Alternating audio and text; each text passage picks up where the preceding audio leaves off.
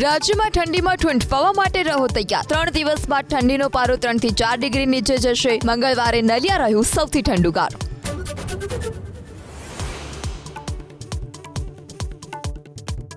ખ્યાતિ હોસ્પિટલ કાંડમાં કાર્તિક પટેલ અમદાવાદ ગ્રામ્ય કોર્ટના શરણે। ધરપકડથી બચવા કરી આગોતરા જામીન અરજી। સમગ્ર કેસમાં નિર્દોષ હોવાનું રટણ।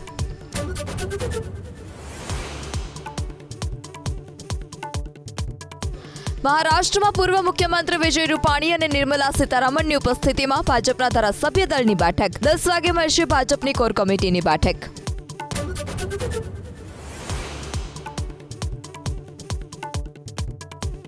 સંસદ સત્રનો આજે 7મો દિવસ। અદાણી અને સંભલ મુદ્દે ઇન્ડિયા ગઠબંધન કરી શકે છે વિરોધ પ્રદર્શન। આજે સંભલ જશે રાહુલ અને પ્રિયંકા ગાંધી।